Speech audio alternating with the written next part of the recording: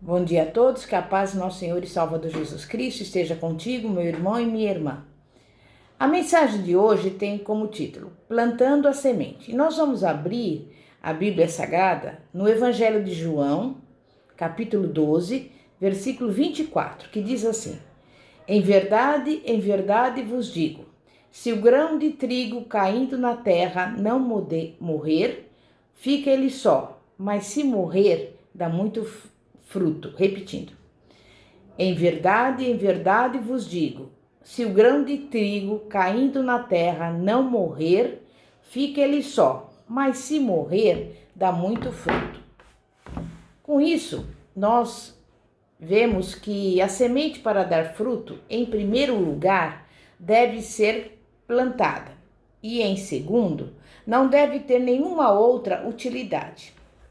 As pessoas não podem ser abençoadas financeiramente por Deus sem que antes tenham plantado suas finanças no reino de Deus. Jesus estabeleceu isso como uma lei espiritual, que se encontra em Lucas 6,38. Dai e ser-vos-á dado. Não há outro caminho. Salomão também disse, Eclesiastes 11, versículo 1. Lança o teu pão sobre as águas, porque depois de muitos dias o acharás. Quando Jesus nos orientou que fizéssemos ao próximo o que esperássemos que esse nos fizesse, ele estava falando dessa relação de investimento e ganho. Se eu quero ser bem tratado pelas pessoas, eu tenho antes de tratá-las bem. É preciso, então, antes plantar para depois colher. A única utilidade da semente é ser plantada. A verdade é que se a semente não morrer, ou seja, não for plantada, fica ela só e vive uma existência egoísta e não perpetua a sua espécie. Pelo mesmo paralelismo, se Jesus não tivesse morrido por nós na cruz, não cumpriria o propósito de Deus para a sua vida e para a nossa também. Uma verdade igualmente válida para as nossas finanças significa também que o dinheiro, que é a semente, pode ser usado em benefício próprio e, assim, não ter nenhum tipo de rendimento que o perpetue ou simplesmente lhe dê continuidade relevante. O princípio é o seguinte: a semente não deve ter outra utilidade, deve ser plantada se quiser dar fruto. Em relação às nossas finanças, isso quer dizer que a nossa contribuição não deve resultar em benefício pessoal. No mundo natural, isso equivale a alguém comer todas as sementes em vez de plantá-las. Numa certa ocasião, quando uma praga devastava Israel, Deus mandou Davi fazer um altar e oferecer holocausto ao Senhor. Sacrifício esse que deveria ser feito numa colina pertencente a Araúna, o Jebuseu. A atitude de Araúna foi dar de graça para o rei Davi não somente o lugar, a eira indicada pelo Senhor para o sacrifício, como também os bois para o holocausto e os demais utensílios. Se o rei Davi aceitasse, seria uma grande jogada política para Araúna, que ganharia o favor dele. Mas Davi afirma que não admitiria tal coisa, como também não pensaria em dar ao Senhor uma oferta de qualquer jeito. E por isso ele disse: não oferecerei ao Senhor meu Deus holocaustos que não me custem nada. Segundo Samuel, capítulo 24, versículo 24. Muitas pessoas ofertam o que não lhes custa nada, aquilo que é a sobra da sobra. Esse tipo de oferta, que não custa nada, é o tipo de oblação que não faz nenhuma diferença ao que doa. O que Davi estava dizendo, ao contrário, é que daria ao Senhor o que realmente era importante para ele. Era importante para ele, mas não seria usado em seu benefício. Era um sacrifício com a finalidade definida de abençoar o povo e cessar a praga, e não uma atitude que buscasse um retorno meramente pessoal que lhe beneficiasse diretamente. A verdade básica, à luz desse princípio, é que se nós estamos usando os nossos dízimos e ofertas para o nosso próprio benefício ou para as nossas obrigações pessoais, educação de filhos, cuidados familiares, auxílio a parentes, etc., nós não estamos deixando essa semente morrer. E se ela não morrer, com certeza não dará nenhum fruto. Paulo afirma: o que semeia pouco, pouco também ceifará. E o que semeia com abundância também ceifará. Cada um contribua, oferte, dê dinheiro, segundo tiver proposto no coração. No versículo 7, temos duas palavras-chave: contribua e proposto. Essas palavras são a chave que estabelece a proporção da bênção financeira que você vai receber de Deus. Muitos não têm nada para ofertar, outros têm pouco, alguns têm alguma coisa, poucos parecem ter com abundância. E pelo que Paulo ensina aos coríntios, essa é uma dura realidade que pode ser alterada se a igreja utilizar-se dos princípios espirituais que Deus estabeleceu em sua palavra. A diferença entre não ter, ter pouco e ter com abundância, segundo Deus estabeleceu nessa lei, dependerá de cada um de nós. Tanto e com que atitude estaremos dispostos a investir dentro do reino. A realidade é que muitos gostariam de ofertar, mas não podem. Talvez porque essas pessoas partam do princípio de que gostariam de ofertar muito de imediato. É necessário, entretanto, que se pense e se decida a começar com o pouco que se tem. Veja o que diz o versículo 8 de 2 Coríntios 9. Deus é poderoso para tornar abundante, ou seja, ter mais do que suficiente para suprir as suas necessidades. Em vós toda a graça.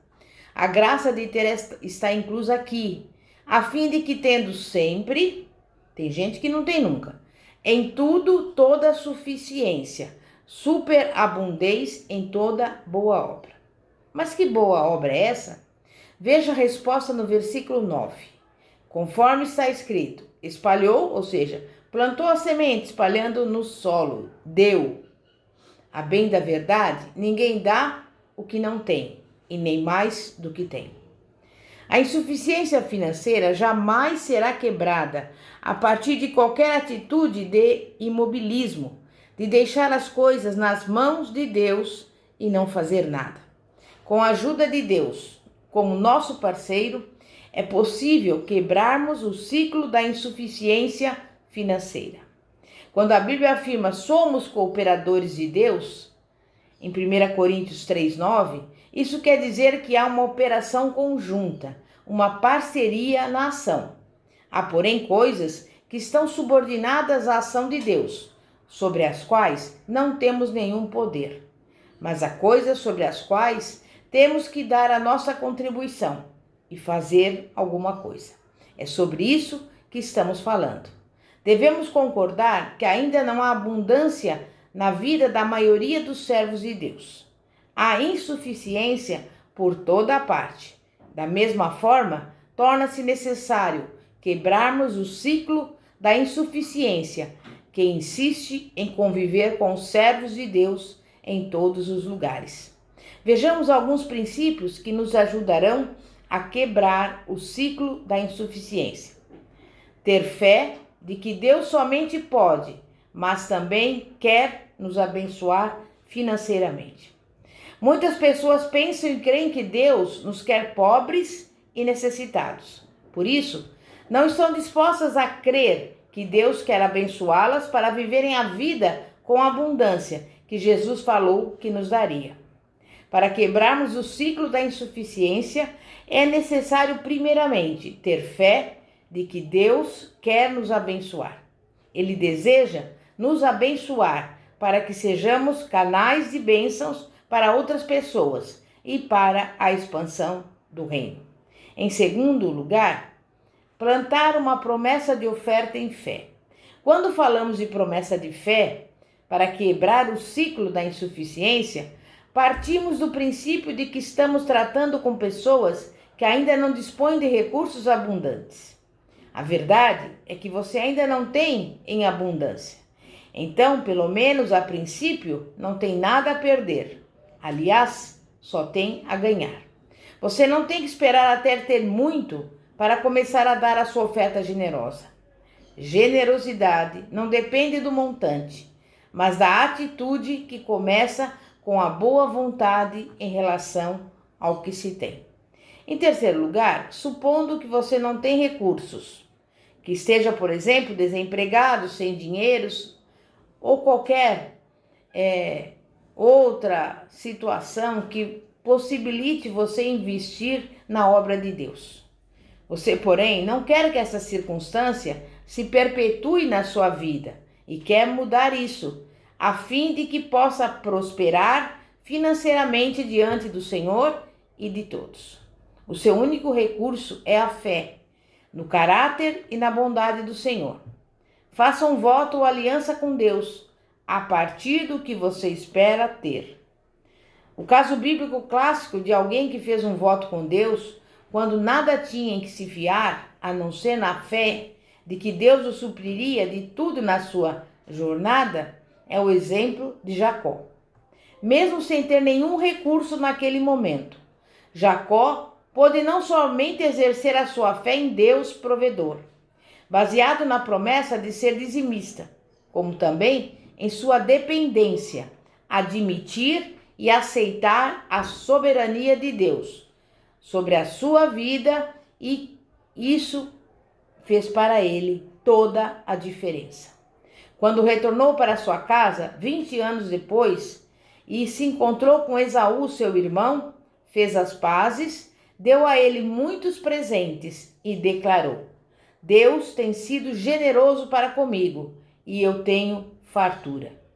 Outro caso bíblico que pode ilustrar esse princípio nada tem a ver com finanças, mas é uma história comovente, alicerçada no mesmo princípio e padrão de fé.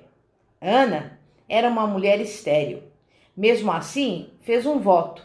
Pediu um filho a Deus e ofereceu ao Senhor, quando nem grávida estava. Deus ouviu a sua oração, concedendo-lhe um filho, a quem ela pôs o nome de Samuel. E depois teve ainda outros 3 filhos e 2 filhas. Se, portanto, você está desempregado, faça agora uma aliança com Deus a respeito do seu próximo emprego.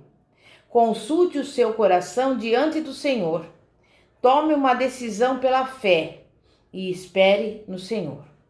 Você pode fazer uma aliança com Deus a partir do que você tem, mas visando o que desejaria alcançar. Proponha assim dar uma quantia maior quando seu salário atingir uma quantidade maior. Estabeleça os números. O seu dízimo será sempre proporcional, 10%. Não importa o quanto ganhe. Faça da sua oferta algo assim proporcional à sua prosperidade, para começar. Suponhamos que você ganhe R$1.000. Seu dízimo seria então R$100. O montante que lhe sobra é de R$900 para o pagamento das suas despesas mensais e ainda ofertar alguma coisa.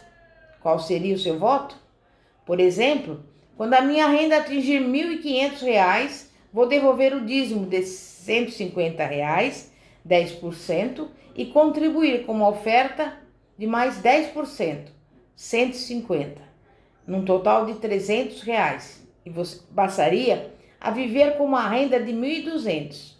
E você poderia continuar quando a sua renda atingir R$3.000, R$5.000, R$10.000 e assim por diante. Este é apenas um exemplo para mostrar a mobilidade e o crescimento da sua bênção financeira. Os números serão estabelecidos por você e devem derivar da sua condição financeira atual e da fé que você tem para investir no reino de Deus. Se você ganha pouco, então a atitude correta para se começar é ser fiel no pouco, para que o Senhor o coloque no muito. Mateus 25, 21. Samuel Colgate foi um cristão que resolveu apostar em Deus dessa forma e se tornou um dos homens mais ricos de seu país na sua geração. E começou a partir dos 10% habituais dos dízimos e chegou a dar para Deus até 90% dos seus recursos, que eram diretamente investidos na obra do Senhor.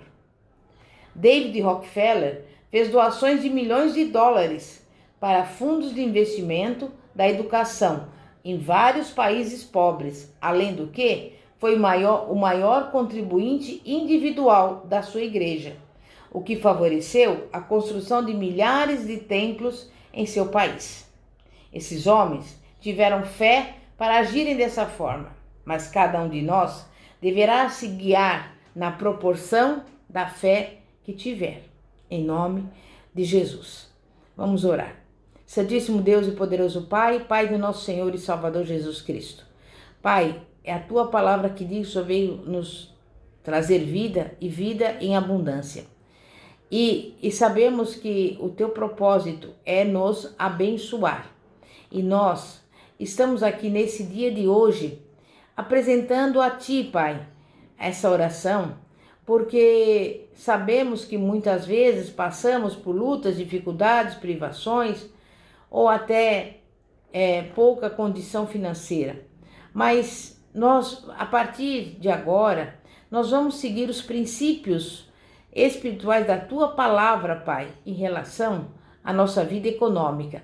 E eu quero te pedir, Pai, em nome de Jesus, que o Senhor fale ao coração dessa pessoa, que ela contribua na sua igreja local com aquilo que lhe for proposto no coração, não por tristeza ou por necessidade, porque é a Tua palavra que diz que Deus abençoa aquele que dá com alegria. E com alegria que você possa investir no reino de Deus, para que muitas e muitas almas sejam abençoadas em nome de Jesus.